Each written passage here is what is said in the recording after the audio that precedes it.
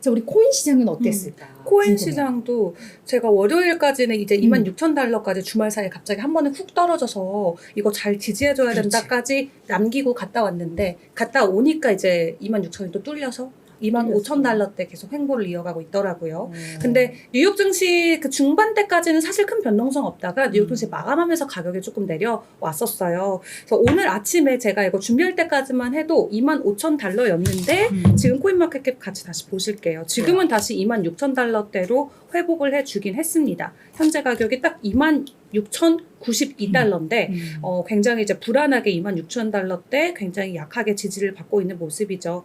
어쨌든 이 암호화폐 시장도 일단 주말 사이에 한번 가격이 크게 출렁이면서 다들 깜짝 놀랐다가 지금은 어느 정도 조금 안정을 찾아가는 모습인데 전반적으로는 시가총액이 계속해서 줄고 있는 모습이 나오고 있습니다. 어제 대비도 거의 또 1% 정도 하락을 한 수준이고 우리 시장도 여전히 이 연준의 향후 통화 정책 방향성과 관련해서 조금 예민하게 반응을 하고 있다. 일단 25일에 이번 주 금요일이죠. 금요일인가요? 맞아요, 네. 금요일. 금요일에 예정된 잭슨홀 연설을 먼저 기다려봐야 될 것 같고 만약 추가 금리 인상과 관련해서 필요성이 시사가 된다면 시장 분위기는 추가적으로 조금 약화될 수 있다라는 부분 확인해 주시면 될 것 같아요.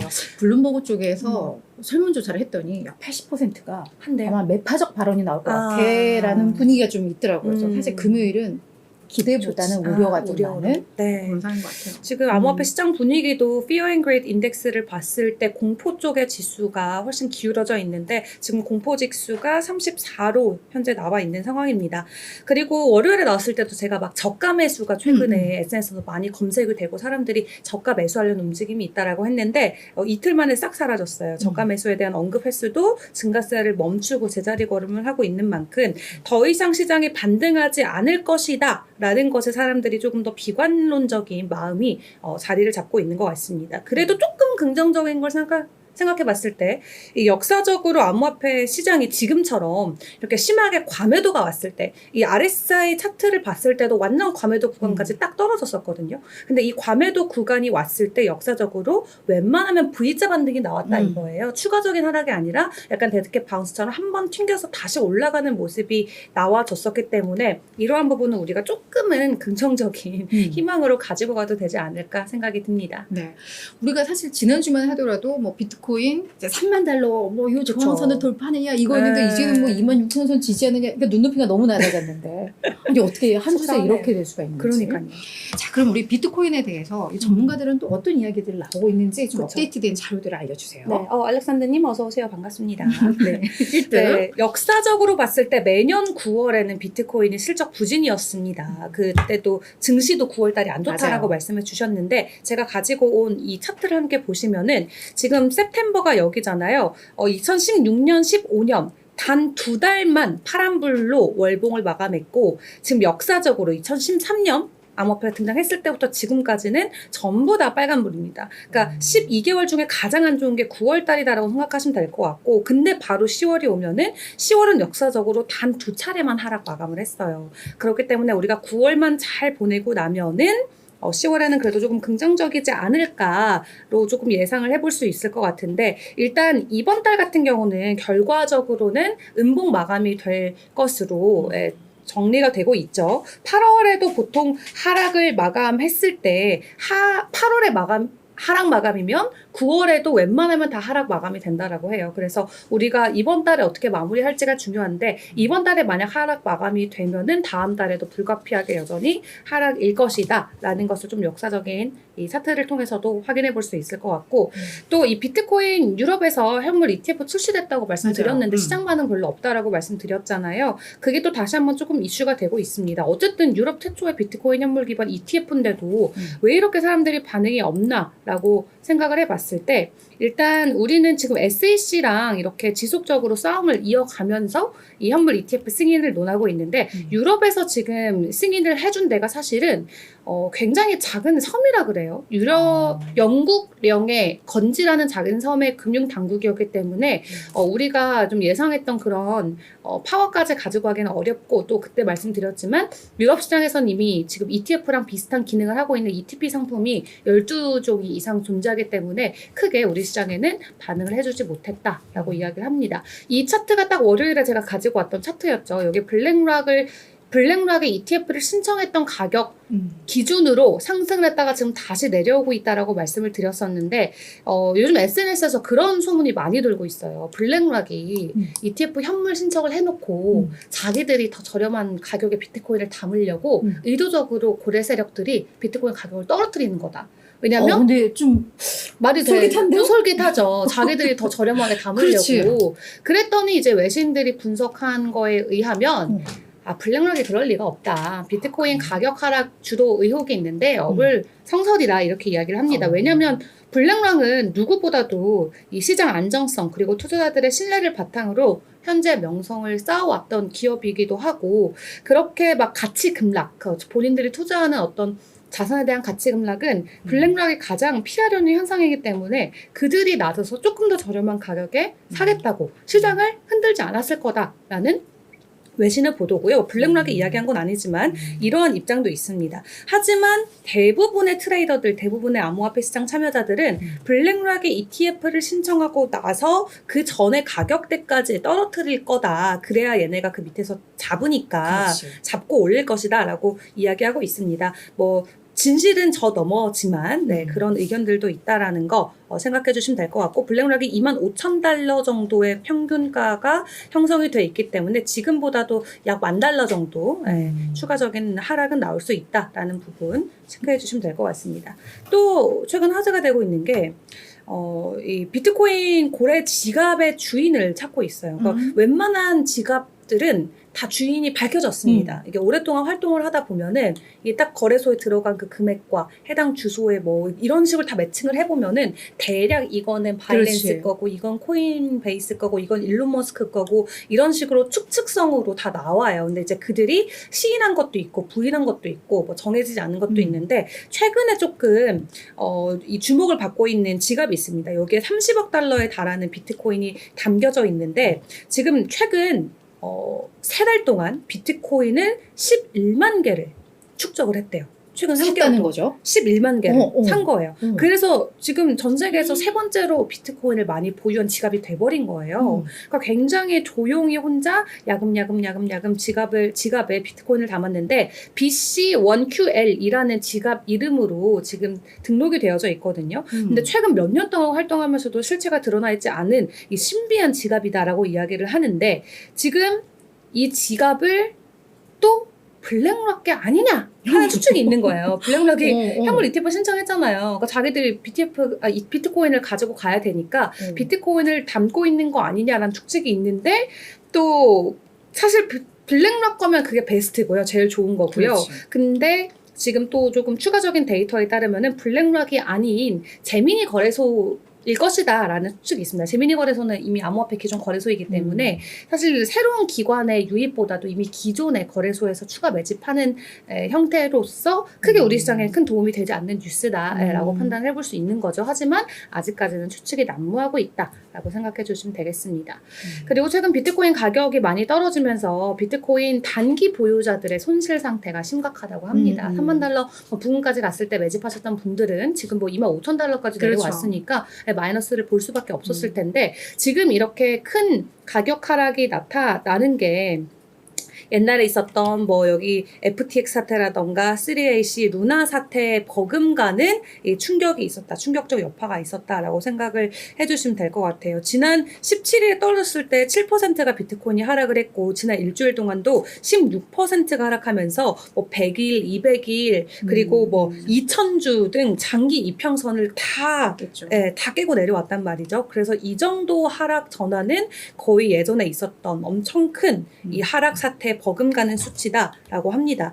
또 선물 시장에서도 하루 동안 25억 달러가 넘는 선물들의 계약이 한 번에 청산이 되고 7월, 8월 동안 쌓여졌던 레버리지도 모두 해소가 되면서 지금 말 그대로 완벽한 하락 장세로 전환이 됐는데 여기에서 $6,000를 잘 지지를 해주는지 여부를 지켜봐야 된다라고 하고요. 지금 현물로 비트코인을 가지고 있는 단기 보유자 중에서는 11.7%만 수익을 내고 있는 상황이라고 합니다. 그리고 장기적으로 보유하고 있는 현물 비트코인 홀더들 같은 경우에는 가격 급락이 있었음에도 불구하고 거래소에 비트코인을 보내지 않았다 혹은 늘리지 않았다. 그러니까 매도하지 않고 계속 지속적으로 홀딩하고 있는 상태다라고 생각해 주시면 될 것 같습니다. 근데 저렇게 막 7% 지난번에 막 급락하고 했을 때 사실 어떤 엄청난 이슈가 있었던 것도 아니잖아. 아니 이제 그때 뭐 스페이스 X가 그치. 비트코인 팔았다도 걔네가 공식적으로 이야기한 게 아니고 그냥 온체인데이터 분석상 스페이스 X 같은 애들이 판 거다라고 그러니까. 추측성이거든요, 사실은. 뭔가 큰 어떤 네. 이슈가 있었던 것도 아닌데 좀 과하게 갑자기 시장이 약세장으로 전환을 하는 이런 네. 흐름인 것 같고 또 아까 네. 마지막 장 하나 뭐 있었던 것 같은데 네, 그죠? 마지막으로 하나 더 설명드리자면은 이것도 알리라는 또 유명한 암호화폐 애널리스트인데요. 비트코인 만약에 가격이 25,400달러에서 우리가 완벽하게 지지해주지 않으면은 결국 $20,000 초반대까지도 하락한다라는 전망치를 내놨습니다. 그래서 우리가 지금의 저항선인 28,830달러 선을 돌파해줘야만 다시 한번 유의미한 상승 기조로 돌아설 수 있기 때문에 일단 28,000달러까지는 조금 힘이 붙이는 모습이 나오고 있지만 그래도 우리가 25,400달러의 지지는 깨면 안 된다라고 가격적으로 체크해 주시면 될 것 같아요. 알겠습니다. 저 지지선 저 가격 라인을 잘 기억을 해두면 좋을 것 같아요. 저게 그러니까 뭐 기술적 분석상인 건지 아니면 뭐 차트 분석으로. 차트 분석상 네. 뭐 그런 흐름들이 있다라는 거 확인하면 될 것 같고요. 이제 알트코인 쪽 분위기도 볼까요? 네, 알트코인도 함께 보도록 하겠습니다. 코인마켓캡 통해서 먼저 전반적인 분위기를 보자면은 전일 대비 하락하는 코인들이 훨씬 더 많습니다. 지금 BNB랑 도지코인을 제외하고 10위권 안에서는 거의 다 하락을 하고 있고 일주일 전 대비 봤을 때도 두 자릿수 이상의 하락폭이 나오고 있는데 알트코인들 간밤에 전해졌던 소식들 위주로 하나하나 확인해 보도록 할게요. 일단 이 대표적인 스테이블 코인이죠. 이 USDC가 최근에 코인베이스랑 같이 협업을 한다라는 소식이 전해졌습니다. 코인베이스가 서클에 아예 지분을, 서클이 이제 USDC를 만드는 회사인데 그 회사에 대한 지분을 매입했다라고 합니다. 이 스테이블 코인은 근본적으로 암호화폐 시장, 이 암호화폐 경제에서 근본적인 중요성에 대한 믿음을 바탕으로 운영이 되고 있기 때문에 이 서클의 지분을 본격적으로 인수해서 이 금융 시스템에 대한 어떤 미래, 이런 전략적, 경제적 연계성을 가져가겠다라는 게 코인베이스의 입장이고요. USDC 같은 경우는 뭐 워낙 다른 스테이블 코인들에 비해서는 그나마 잡음이 적은 코인이었죠. 그렇지만 이번에 또 코인베이스가 또 회사의 지분을 아예 인수를 하면서 우리 시장 안에서는 USDC의 입지가 조금 더 견고히 이어질 것으로 전망이 됩니다.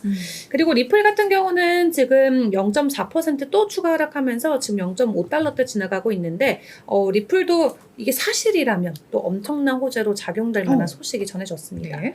로빈후드에 리플이 올해 안에 상장할 수 있다라는 소문이 확산이 되고 있는데요. 사실이라면 정말 강세까지도 바로 이어질 수 있을 만큼 정말 극극극 호재다라고 생각해 주시면 될 것 같아요. 이 로빈후드 같은 경우는 생각보다 암호화폐 종목 상장에 대해서 굉장히 신중한 자세를 보여주고 있었어요. 이렇게 아무 상장이나 아무 코인이나 상장시켜주는 게 아니라 굉장히 엄격한 기준을 통해서 코인 상장을 이어가고 있고 최근에 SEC가 너너 암호화폐 이거 다 증권들이야 라고 메이저 코인들을 한 번에 뭉터기로 증권성 판단을 내렸는데 그때 로빈후드가 그 코인들을 다 바로 상패를 시켰어요. 그 당시에 뭐 카르다노, 솔리곤, 그렇지. 솔라나, 폴리곤 이런 대표적인 암호화폐들을 한 번에 상장 폐지를 했는데 그런 와중에 갑자기 XRP를 상장한다. 상당한 의미를 가질 수 있다라고 분석을 하고 있고 만약에 이게 사문에서 끝나면은 그냥 하나의 해프닝이지만 내부 사정에 정통한 소식통에 의해서 지금 발표된 자료이기 때문에 생각보다 가능성은 크다고 생각해 주시면 될 것 같아요. 그래서 만약에 로빈후드에 상장된다면 추가 가격 상승까지 이어질 수 있다는 점 생각해 주시면 될 것 같고 이제 BNB 같은 경우는 BNB가 이제 바이낸스 거래소에서 만든 코인이고 시가총액도 4위까지 올라와 있는 몸짓이 굉장히 큰 코인이에요. 전일 대비는 조금 상승해 주는 모습인데 전주 대비는 여전히 9% 정도 하락하는 모습이죠. 이 코인베이스가 간밤에 이 장중 최저가를 찍고 올라왔습니다. 이 자세한 이슈가 있었는데요. 러시아와 관련돼서 바이낸스에 지금 악재가 하나 겹친 게 있는데 그건 제가 이따 이슈 때 조금 더 꼼꼼히 풀어드리도록 하겠고요. 그리고 그 다음으로는 저희가 시바리움도 실컷 시바리움 출시를 했는데 이거 네트워크랑 이런 기술적인 불완전성으로 인해서 오히려 가격 하락이 야기가 됐다 말씀드렸었죠. 시바리움이 간밤에 이제 재가동 준비가 거의 다 끝났다라는 소식을 전해왔습니다. 그전에 있었던 트렌드 시장들끼리 뭐 병목 형성이라던가 블록 생성이 중단된다던가 하는 등의 문제들 대부분 해결했다라고 하고요. 테스트 단계에서 네트워크가 지금 거의 최적화 상태를 유지하고 있다. 다시 한번 트래픽이 발생했을 때 대비해서 우리가 자동 서버 재설정 등 안정장치도 적용을 마쳤다라는 설명을 현재 가지고 있습니다. 이 시바리움 같은 경우는 레이어 2 스케일링 솔루션과 유사하게 설계가 됐는데 이 시바 이누 커뮤니티 안에서의 게임이나 메타버스 개발이나 이런 것들을 더욱더 활발하게 할 수 있게 도와주는 하나의 이 네트워크가 될 거다라고 생각을 해주시면 될 것 같아요. 그래서 일단 가격 하락은 있었지만 기술적으로 다시 한번 보완돼서 우리 곁으로 돌아왔다 생각해 주시면 될 것 같고 네. 폴리곤 같은 경우도 지금 가격이 폴리곤이 사실 엄청 유망한 코인 중에 하나였는데 어느새 시가총액 10위권 밖에까지 밀려나서 13위에 이름을 올리고 있고요. 가격은 0.5달러를 지나가고 있습니다. 이 전주 대비도 13% 하락한 모습을 보여주고 있는데 이 실제로 차트 분석에 의하면은 지금 차트적으로 봤을 때도 추가 하락 가능성이 다분하다라는 입장이에요. 네트워크 성장이 없다라는 거죠. 그 한마디로 뭐 일반 기업으로 치면은 지금 장사할 게 없다라는 거예요. 이 네트워크가 성장을 해야 되는데 다른 레이어 2 경쟁 코인들과 비교했을 때 성장률이 너무 안 좋다라는 거죠. 사실 초반에 폴리곤 같은 경우는 레이어 2 코인들이 많이 없을 때만 해도 거의 시장을 독식하고 있는 수준이었는데 그 이후로 뭐 옵티미즘이라던가 아비트럼이라던가 이렇게 새로운 레이어 2 코인들이 출현하면서 올해가 되고 폴리곤 네트워크의 성장이 굉장히 강하게 멈췄다라고 생각해 주시면 될 것 같아요. 일주일 사이에 크게 이미 급락을 하긴 했지만 온체인지표로 봤을 때 폴리곤 가격의 추가 하락 가능성이 있다라는 점 여러분들도 좀 주의를 하셔야 될 것 같고 실제로 최근 2년 동안 폴리곤의 신규 주소 수도 최저치를 찍었다라고 합니다. 그러니까 아무도 관심도 없고 네트워크 성장도 안 되고 가격은 계속 하락할 것 같고 라는 거죠. 그래서 한때 우리를 많이 웃게 해줬던 코인이지만 지금 전망이 안 좋다 정도로 알고 가시면 될 것 같아요. 뭔가 마음이 이렇게 좀 간 듯한 느낌이네. 뭔가 이렇게 그렇죠?